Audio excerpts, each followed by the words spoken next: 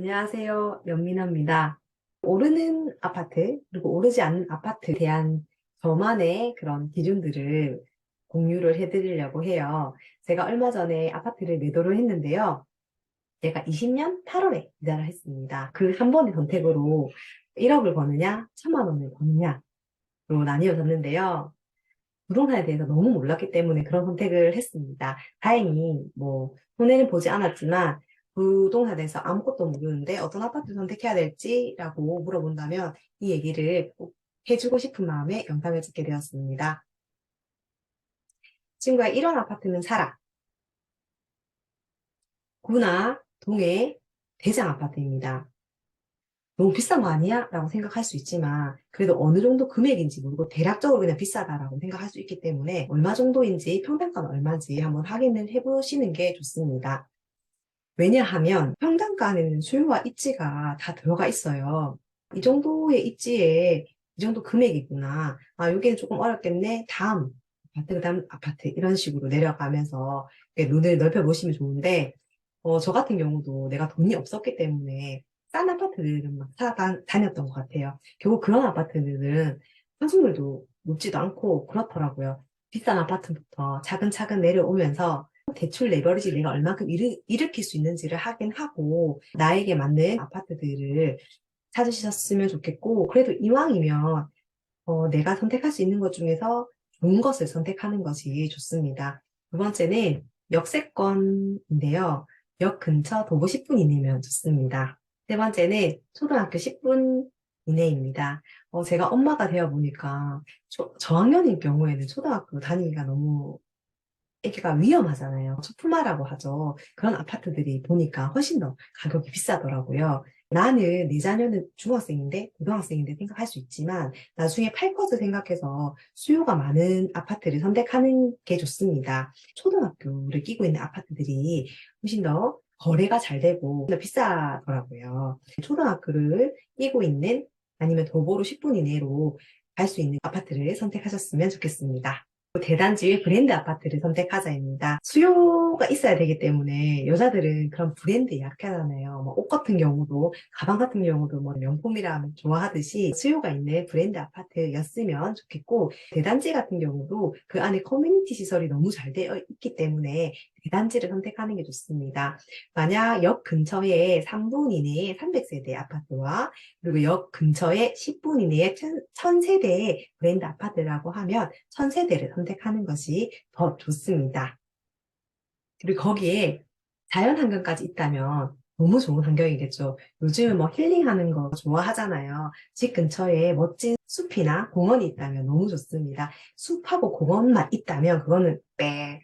제가 현재 자연 환경이 좋은 곳에 살고 있습니다. 상권이라든지 그리고 학교도 너무 멀고 주변에 이용할 수 있는 상권도 없고 병원도 없습니다. 살기에는 제가 힐링하기에는 좋지만 집값은 오르지가 않더라고요. 그렇기 때문에 자연 환경 같은 경우는 대단지, 브랜드, 역세권, 초등학교, 그리고 대장 아파트, 상위 평당가 높은 아파트들 다 충족하고 난 다음에 자연 환경까지 있다면 금상첨화지만 자연 환경만 있는 곳은 좋지 않습니다. 평당가는 높은데 주변에 아무것도 없다라고 하시면 이런 아파트도 선택하시면 좋지 않습니다. 처음에는 그 아파트가 새 아파트라서 비쌀 수는 있지만 나중에 추후에 아파트도 안 좋고 하기 때문에 결국에는 입지거든요. 항상 주변에 동서남북에 무엇이 있는지 확인을 잘 하셨으면 좋겠습니다. 맘카페를 이용하면 참 좋은데요. 맘카페는 아이들의 그런 이야기도 공유를 하지만 아파트 이야기도 정말 많이 합니다. 내가 어디 어디 사는데 어느 동으로 이사를 가는데 어느 아파트가 좋나요? 라고 이제 물어보면 정말 상세하게 말씀을 해주시거든요. 몇 동이 좋나 이런 것까지도 상세하게 말씀해 주시더라고요. 이사를 해당 아파트를 정했다면 한번 맘카페에 물어보면 좋지 않을까. 다른 아파트를 또 얘기하시기도 하거든요.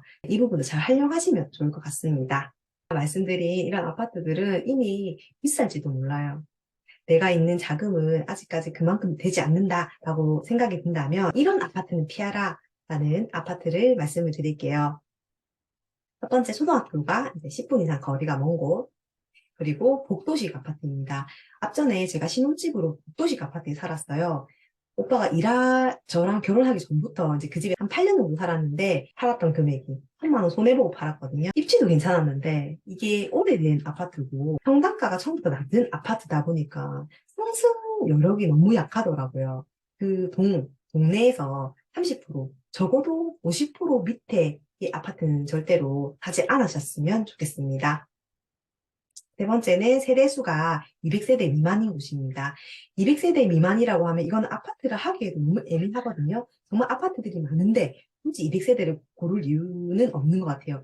제가 얼마 전 매도한 아파트가 210세대인가? 아무튼 그 정도였는데요. 그것도 1, 2단지가 나눠 있어서 그 중간에 이제 길이 이렇게 있었어요. 너무 불편했어요. 주차장도 작았고 커뮤니티 시설도 없어가지고 불편했거든요.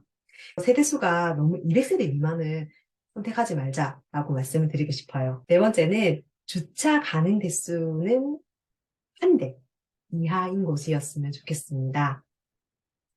제가 앞전에 작은 세대의 아파트 살다 보니까 아파트를 예 주차장이 이중 주차도 하고 막 그랬었거든요. 그래서 막 밀고 이게 힘들었던 기억이 있어서 아이도 있는데 이 차까지 밀려니 너무 힘든 기억이 있어서 주차 대수가 조금 널널한 그런 곳을 선택하셨으면 좋겠습니다. 다섯 번째는 연식이 애매한 아파트입니다. 20년에서 25년 된 구축 아파트 있잖아요. 30년부터 이제 뭐 재건축이 되긴 하지만 그것도 30년 된다고 무조건 되는 게 아니거든요. 근데 20년에서 25년 된 아파트 사면 너무 애매하고, 그리고 오래돼가지고 고장나는 것도 있고 이렇기 때문에 이왕이면은 10년 이내에 신축 아파트를 사면 좋겠다라는 생각이 듭니다. 여섯 번째는 우리 구나 동의 평당가가 평균 이하인 곳은 사지 말았으면 좋겠습니다. 오를 때도 정말 수익률이 조금밖에 오르지 기도 하고 오르지 않는 것도 있기 때문에 이왕이면은 내가 조금 더 좋은 선택을 할 수 있게끔 아파트를 많이 보시는 것이 중요하고 그리고 대출 레버리지를 계산하셔서 꼭 좋은 아파트를 선택하셨으면 좋겠습니다. 한 번 이사하면 이사하는 게 그렇게 쉽지는 않잖아요. 제가 이번에 집을 이사를 하고 그리고 매도를 하면서 느꼈던 게 아, 정말 한 번의 선택이 1억을 버느냐, 1천을 버느냐였거든요. 다음 선택은 정말 더 좋은 아파트를 선택하기 위해서 오히려 이런 경험이 잘 되었다라는 생각이 들었습니다. 더 좋은 집에 이사 가시길 진심으로 바랍니다. 그럼 안녕!